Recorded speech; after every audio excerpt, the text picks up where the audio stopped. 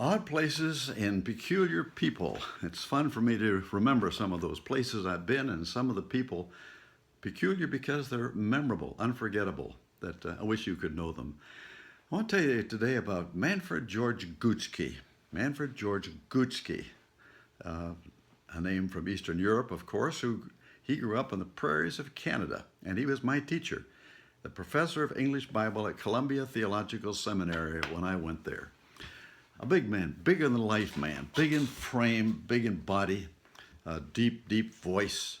I remember he had these bushy eyebrows that stood out so far you could almost put a potted plant on them. He had very little hair, but this big head, very imposing, and this deep and wonderful, wonderful voice. He'd been a boxer in the Canadian Army, a champion boxer during World War I, and he looked like it. His story of how he became a teacher of Bible is really quite interesting. He was not a religious person, not church-going at all. Grew up in the prairies of Canada where he was a school teacher in a country school. I think it was in the fields of Saskatchewan.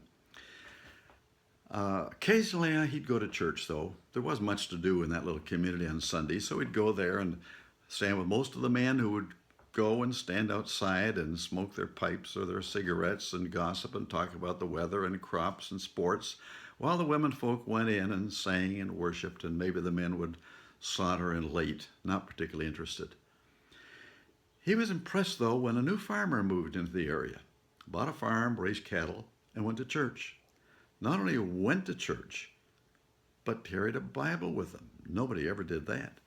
Walked into the church early, sat down, bowed his head, prayed through the entire thing.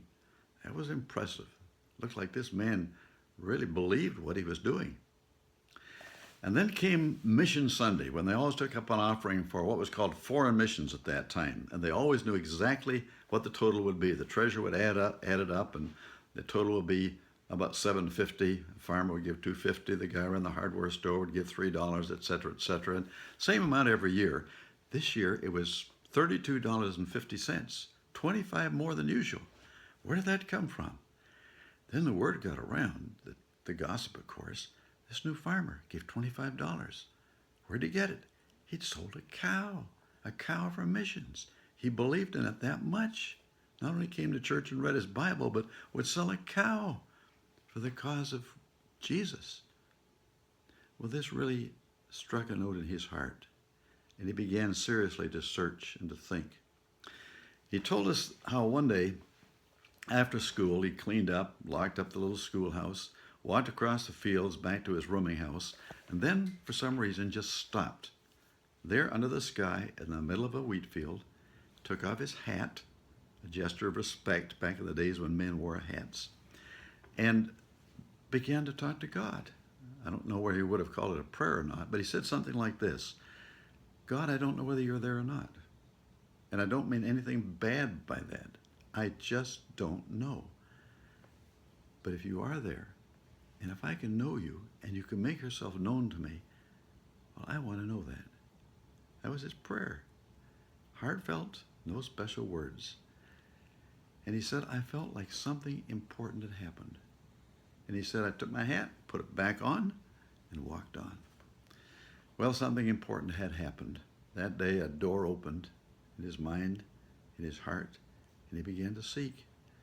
And as he sought, began to read the scriptures for himself, he learned that God really was there, that God cared for him, that God knew his name, that Jesus Christ wanted to come into his life.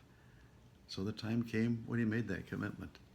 And he left his school teaching and he went off to Bible school, went off to seminary, was a pastor, and came and taught us guys and gals in seminary the Bible in a memorable way. He had that deep, deep voice.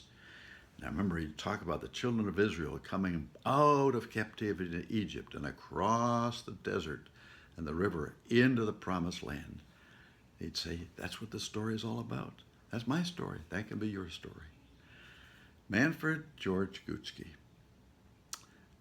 an unforgettable character. He made that book live because it lived for him. The God of that book lived for him, and he wanted everybody to know him. A peculiar person.